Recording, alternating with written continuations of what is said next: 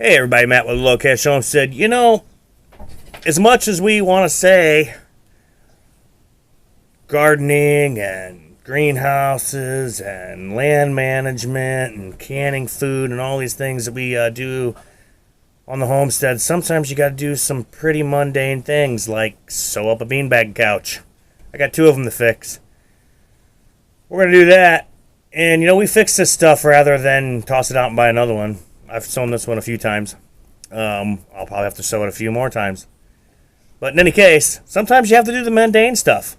This is Matt with Low Cash Homestead. Thank you very much. We should get a bean couch. Alright, so we got this repair done, and basically I stitched it internally. And then I went and whip stitched on top of it because I want this to be as durable as I can make this cheap Chinese fabric. So, I got another one to do. I gotta fix my daughter's again. And I'm thinking I'm gonna do the same thing there. But basically, you stitch it kind of like these are stitched. You press it together. I rarely pin stuff. Pinning it is a good idea, but I rarely pin it. I usually just kind of squeeze it together with my hands. So I stitched this together. I stitched this section together like this was stitched, and then I went over it with a whip stitch because a whip stitch is a really, really strong stitch, and it's something like this. You can whip stitch right on top of another stitch and make a really strong repair. This is Matt with a Low Cash Homestead, and I wish this was a gardening video or a greenhouse video or a watering system video or a livestock video or something else, but sometimes when you're homesteading, you just gotta do the mundane stuff. All right, I'm done with this one. I'm going to get my daughter's, and we'll fix that one. Thank you very much. Have a good night. All right, this is my daughter's couch. It's the You're So Magical Unicorn couch. I had to fix this one a couple of times, too.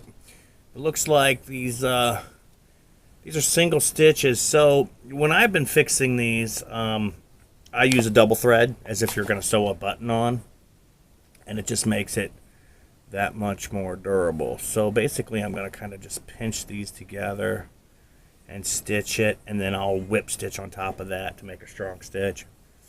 Again, doing the mundane repairs here at the Low Cash Homestead. Thank you very much. Have a good night. Alright, so I got that one fixed too. This one didn't come out nearly as nice as I wanted. It's on the front there. But, we stitched this part like this. And then I whip stitched on top of that. Unfortunately, I didn't have any like teal or green or pink thread. But my 2-year-old, well, she's 3 now. My 3-year-old has ripped several holes in this. So at this point, I just fixed it. And I'm not sure how many times I'm going to fix it. And then we extended past where the rip was just a little bit. And yeah, that's not nearly as pretty, but that stitch is much, much stronger than the way the machine stitching that was done in this. Okay, it's Matt with Low Cash Homestead. Thank you. Have a good night. It's Matt with a Low Cash Homestead. Thank you guys for checking us out.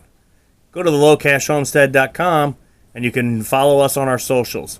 You can also follow us on Instagram at thelowcashhomestead77. Thank you very much. Have a good night.